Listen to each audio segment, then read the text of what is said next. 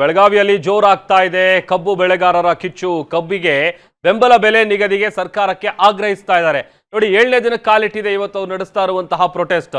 Gurlapur cross ನಲ್ಲಿ ಕಬ್ಬು ಬೆಳೆಗಾರರು ಪ್ರತಿಭಟನೆಯನ್ನ ನಡೆಸ್ತಾ ಇದ್ದಾರೆ. ಗುರ್ಲಾಪುರದಿಂದ ಗ್ಯಾರಂಟಿ ನ್ಯೂಸ್ ಪ್ರತ್ಯಕ್ಷ ವರದಿ.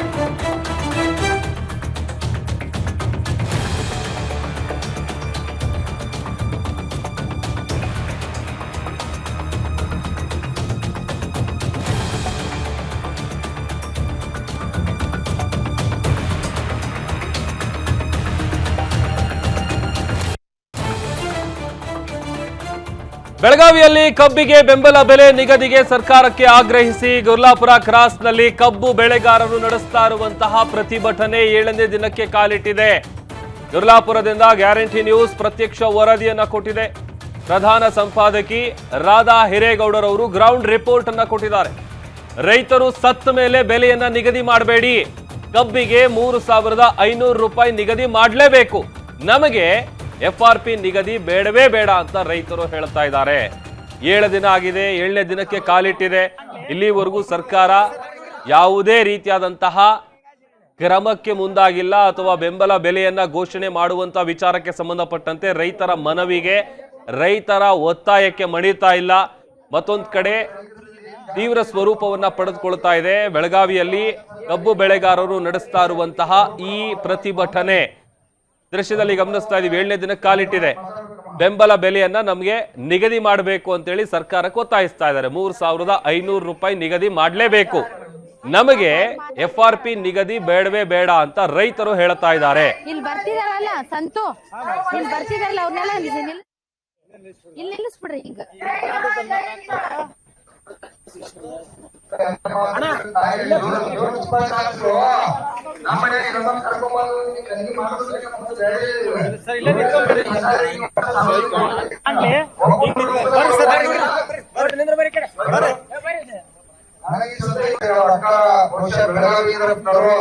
ಅವರು ಕೂಡ ಜೋರಾಗಿ ಚಪ್ಪಾಳೆ ಮಾಡ್ತಾರೆ. ಬರೇ ಟಿವಿ ಯೂಟ್ಯೂಬ್ ನೋಡಿ ರೈತರಲ್ಲಿ ಜಾತ್ರೆ ಸ್ವಲ್ಪ ಅವರು ಕೂಡ ಮಾತಾಡಕ್ ಬಂದಾರಿ. ಅವರು ಕೂಡ ಒಂದ 2 ಮಾತು ಮಾತಾಡ್ಬೇಕಮ್ಮ.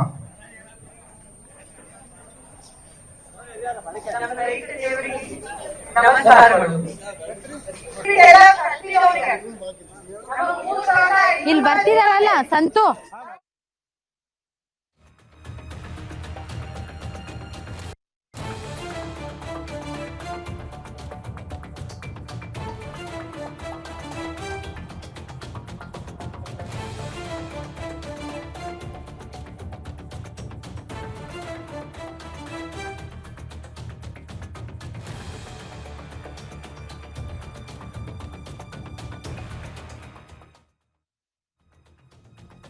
ನೋಡಿ, ಪ್ರತಿ ಟನ್ ಕಬ್ಬಿಗೆ 3,500 ರೂಪಾಯಿ ಕನಿಷ್ಠ ಬೆಂಬಲ ಬೆಲೆಯನ್ನ ನೀಡಬೇಕು ಅಂತ ಆಗ್ರಹಿಸಿ ಬೆಳಗಾವಿಯಲ್ಲಿ ರೈತರು ನಡೆಸ್ತಾ ಇರುವಂತಹ ಪ್ರತಿಭಟನೆ ತೀವ್ರ ಸ್ವರೂಪ ಪಡ್ಕೊಳ್ತಾ ಇದೆ.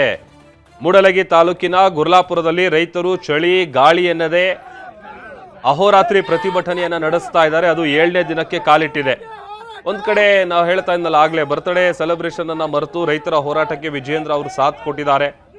ಅದೊಂದು ಕಡೆ ಈ ಪ್ರತಿಭಟನಾ ಸ್ಥಳಕ್ಕೆ ಇವತ್ತು HK ಪಾಟೀಲ್ ಅವರು ಭೇಟಿಯನ್ನ ಕೊಡ್ತಾರೆ. ಸರ್ಕಾರದ ಪ್ರತಿನಿಧಿಯಾಗಿರುವಂತ CM ಸಿದ್ದರಾಮಯ್ಯ ಅವರ ಸೂಚನೆ ಮೇರೆಗೆ ಕಾನೂನು ಸಚಿವ HK ಪಾಟೀಲ್ ಅವರು ಇವತ್ತು ರೈತರು ಪ್ರತಿಭಟನೆ ನಡೆಸ್ತಾ ಇರುವಂತ ಜಾಗ ಏನಿದೆ ಗುರ್ಲಾಪುರ, ಅಲ್ಲಿಗೆ ಭೇಟಿಯನ್ನ ಕೊಟ್ಟು ಅವರ ಮನವೊಲಿಸುವಂತಹ ಪ್ರಯತ್ನವನ್ನ ಮಾಡುವಂತಹ ಸಾಧ್ಯತೆ ಇದೆ. ಯಾಕಂತಂದ್ರೆ 7 ದಿನ ಆಯಿತು, ಇಲ್ಲಿವರೆಗೂ ಸರ್ಕಾರದಿಂದ ಯಾವುದೇ ಅಧಿಕಾರಿಗಳು ಸಚಿವರು ಶಾಸಕರು ಅಲ್ಲಿಗೆ ಹೋಗಿರಲಿಲ್ಲ. ಹೋಗಿ ಅವರ ಕಷ್ಟ ಏನು, ಅವರಿಗೆ ಏನು ಮಾಡಬೇಕು, ಈಗ ಬೆಂಬಲ ಬೆಲೆ ನಿಗದಿಪಡಿಸುವಂಥ ವಿಚಾರಕ್ಕೆ ಸಂಬಂಧಪಟ್ಟಂತೆ ಅವರಿಗೆ ಆಶ್ವಾಸನೆ ಕೊಟ್ಟು ಆಯಿತು ಇದ್ರ ಬಗ್ಗೆ ನಾವು ಚರ್ಚೆ ಮಾಡ್ತೀವಿ, ಪ್ರತಿಭಟನೆಯನ್ನ ಹಿಂಪಡಿರಿ ಅಥವಾ ಕೈ ಬಿಡಿ ಅನ್ನುವಂಥ ಮನವಿಯನ್ನ ಇದುವರೆಗೂ ಯಾರು ಕೂಡ ಮಾಡಿರಲಿಲ್ಲ.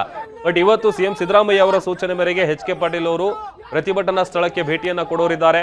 ಕೊಟ್ಟ ಸಂದರ್ಭದಲ್ಲಿ ಈ ಬಗ್ಗೆ ಅಲ್ಲಿ ರೈತರ ಮನವೊಲಿಸುವಂತಹ ಪ್ರಯತ್ನವನ್ನ ಮಾಡ್ತಾರೆ. ಮತ್ತೊಂದು ಕಡೆ ನೋಡಿ ತೀವ್ರ ಸ್ವರೂಪ ಪಡ್ಕೊಳ್ತಾ ಇದೆ.